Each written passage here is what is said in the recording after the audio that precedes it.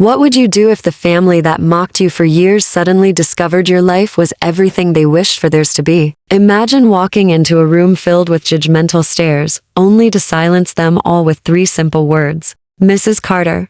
This is the story of Madison, a woman who endured humiliation, cruelty, and neglect but rose above it all when the truth finally came out. What happens next will leave you questioning how far people are willing to go for love, respect, and redemption. You still can't find a date. The words slithered through the air like poison. My stepmother's syrupy voice cut through the room of pastel streamers, diaper cakes, and overpriced baby shower favors. She didn't even look at me when she said it, just casually sipped her mimosa and fixed a pacifier-shaped brooch on her blouse. Then she added, with that fake smile and razor-sharp tone that only a lifelong pretender could perfect, per Madison. Still single at 32. Just a failure, huh? Laughter erupted, soft at first, then louder, a train wreck of judgment. My sister, already glowing from all the attention, placed a manicured hand over her bump and let out a dramatic giggle. Her friends followed suit, nudging one another and whispering behind plastic cups.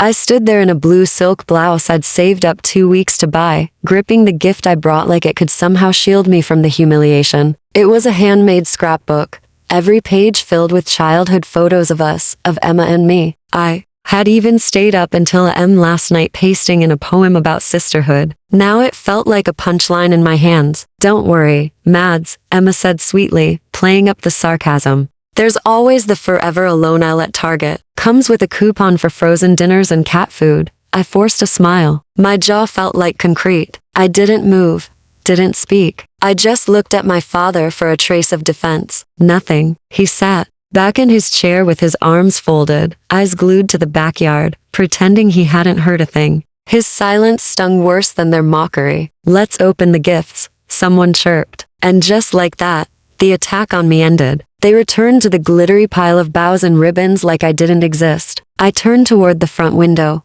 blinking, back the burn behind my eyes, trying to breathe through the tightness in my throat. The baby shower music buzzed behind me, but I barely heard it. All I could hear was the blood rushing in my ears. And then a low, thunderous engine purred outside. It wasn't just any car. Heads turned, phones lifted. Through the large bay window, a sleek black Lamborghini Huracan with red accents slowed to a stop right in front of the house. The roar of its arrival hushed the room. People rose from their seats like spectators at a magic show. The passenger door opened. My name echoed loud and clear. Madison, babe. Sorry I'm late. And there he was, 6'3", broad-shouldered, sunglasses, tucked into his jacket collar, wearing a charcoal gray tailored suit, casual confidence in every step. That smile, charming, magnetic, terrifyingly calm. Every breath in the room vanished. He came right toward me, ignoring every other face. I could feel Emma's nails gripping the armrest. I could feel my stepmother's drink lowering in slow motion.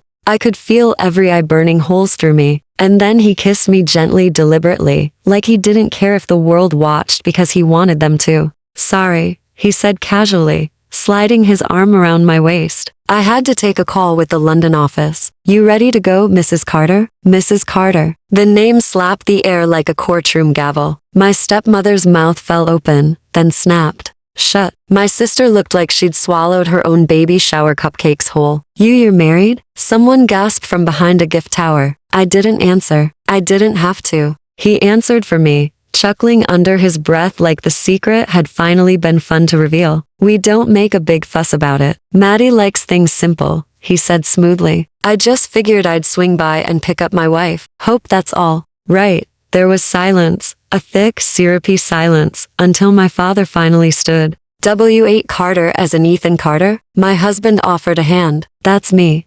My dad went pale. Everyone knew the name not just for the cars or the money or the penthouses in 3 cities, but for the scandal, the revenge empire, the billionaire tech tycoon who'd built his fortune after being humiliated and ousted by his own family's business. And I was his wife, the girl they had laughed at, mocked, called a failure. Now the one who walked hand in hand with the man they'd only ever read about in headlines. I turned back once at the door, their faces frozen, stunned, crushed, and not because I had suddenly become someone worth noticing, but because I had always been. They just never bothered to see it until now. The ride from my sister's house was dead silent, not because there was nothing to say, but because everything had already been said without a single word. I sat in the buttery leather seat of the Lamborghini, staring out the window as the suburban pastel of party balloons and folding chairs blurred behind us. My hands were still trembling, but not from shame anymore, from release, from finally breaking free of their chokehold. Ethan glanced over at me. "You all right?" I let out a half laugh, shaking my head. "They call me a failure, Ethan. A failure." He reached across the center console and took my hand. "You were never a failure. You were just surrounded by people too small to understand you."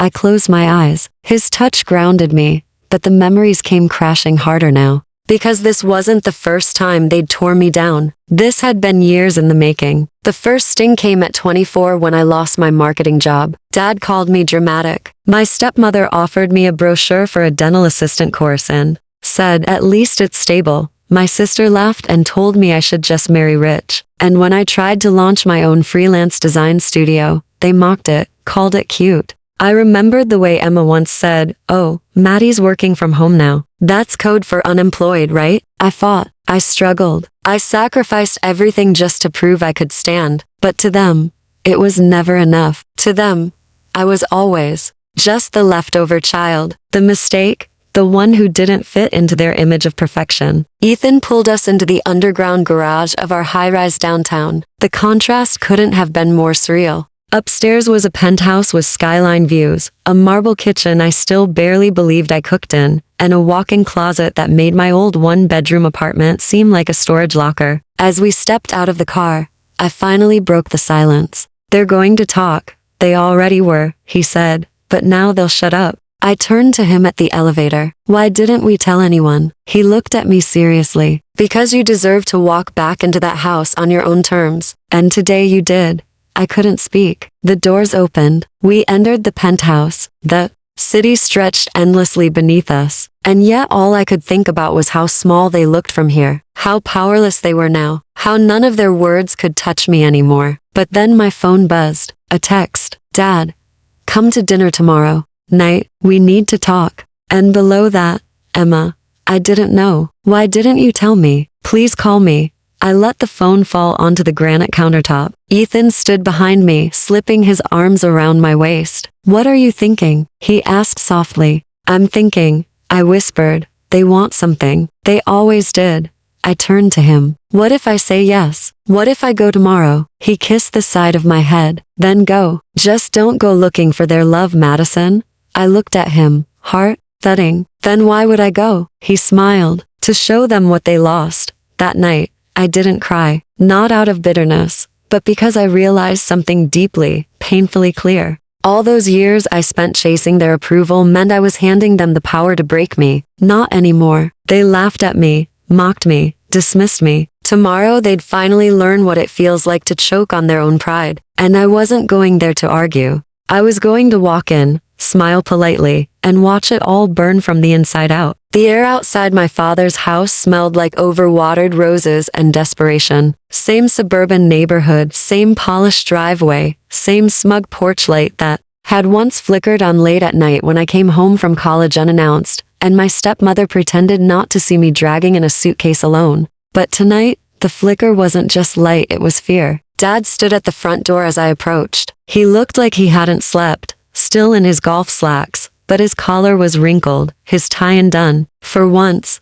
he didn't look composed. For once, I had the upper hand. "Madison," he said, clearing his throat like the word burned. I smiled softly. "Dad." His eyes darted toward the curb, probably half expecting Ethan to walk me up, but I told Ethan to wait. This part I needed to do alone. We stepped into the dining room. Polished oak table, fake hydrangeas in the same cracked vase from my high school graduation dinner, same stiff chairs, same uneven chandelier. Only now everything looked smaller. Emma sat at the table, no makeup, her hair pulled into a lazy bun, no friends, no fans, no audience, just her. And next to her, my stepmother, arms folded, lips pursed, eyes already rolling. Some things never change, others were about to. "Let's sit," my father said. I took the seat at the head of the table. No one said a word, not even my stepmother. protested, progress. I wanted to clear a few things, Dad began about today. I crossed one leg over the other, still calm. Of course, let's. Emma leaned forward, hands clasped. I'm sorry, she blurted. I didn't know. I didn't mean for it to go that far. What I said, I was just joking. We didn't think. No, I cut in smoothly. You didn't think. That's the problem. Silence. She bit her lip, blinking fast. Good. Let it sink in. I never told you about Ethan, I continued, because I wanted a quiet life. We married privately. We didn't want to turn our relationship into some family circus. And yet my stepmother muttered under her breath, you showed up. With him like some movie entrance. I turned to her, voice level. No, I showed up because your mockery crossed a line again. Dad shifted. Madison, no one meant harm, but you have to admit, showing up like that in that car, in front of everyone, in front of people who laughed at me. I finished. He froze. Emma looked away. I reached into my bag and slid a small stack of papers onto the table. This is the deed, I said quietly, to your lake house. Their heads snapped toward it. What? Dad whispered. I nodded. You mortgaged it 2 years ago. Emma needed cash for her business. You were behind on the payments. Ethan's company bought the debt. Emma gasped. You bought our lake house loan? Yes. It was auctioned last month. Legally, it belongs to us now. My stepmother's face drained of color. You can't do that. I didn't do anything, I replied, voice flat. I was just there when your carelessness caught up with you. Emma clutched the edge of the table. You knew and said nothing. I stared directly at her. Exactly like you did every time they laughed at me. Dad leaned forward. What do you want, Madison? I smiled. Nothing. His face contorted. Nothing? I stood, slow and deliberate. I came here to tell you I don't need you to love me. I don't need your approval. I'm not the girl begging at this table anymore. Emma's lip trembled. So, you're kicking us out of the lake house? No, I said, picking up my bag. You can stay. Ethan's transferring it into a trust for your baby. She stared at me, stunned. But why? Why would you still help me? I turned to the door, pausing just long enough to look her in the eye. Because I learned something you never did. Success without kindness is just a louder form of revenge, and with that, I left. But not without hearing the sound I never thought I'd hear in that house again. Not judgment, not laughter, but silence. Real silence. The kind that came only when truth finally entered the room. The next morning, I woke to 5 missed calls from Emma, 3 from Dad, 1 from a number I didn't recognize. Probably my stepmother using someone else's phone now that I'd stopped answering hers. Ethan was already dressed, sipping his black coffee in the kitchen, scrolling through his tablet like he hadn't just helped me change the power balance of my entire childhood in one evening. They're calling again? He asked, not even looking up. Yeah, begging, I think. He raised an eyebrow. Or blaming? I nodded. Maybe both. He set the tablet down and walked over, placing the coffee on the counter beside me. So, what now? I go to work, I said simply, like always, because I had kept working. While they laughed, I built something. My design studio quiet under. The radar had grown steadily. Clients across cities. Word of mouth. I didn't need to flash it around to prove it. Ethan smirked. Spoken like a CEO. Just before I grabbed my keys, my phone buzzed again. One message from Dad. You were right about all of it. I'm sorry. I stared at the screen for a second, then deleted the message. I didn't need his apology anymore. At the office, my assistant, Kara, looked up and smiled wide. You're trending. What? She spun her screen toward me. Social media exploding. A blurry video from the baby shower had gone viral. The Lamborghini. Ethan calling me his wife. The shocked gasps in the background. Captions like, real-life plot twist. They laughed at her. Then this happened. I groaned. Perfect.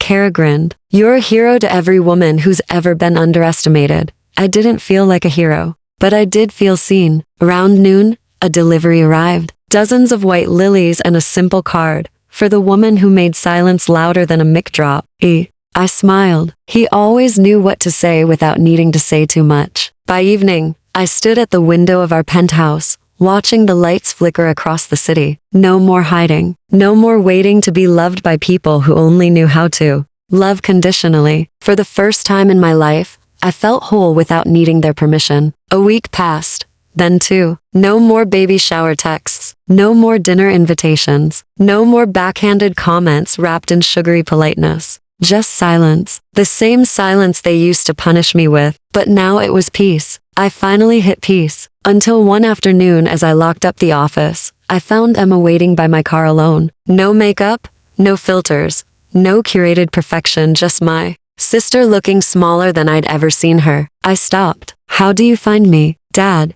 she said. "He's been quieter. He doesn't know how to fix things with you."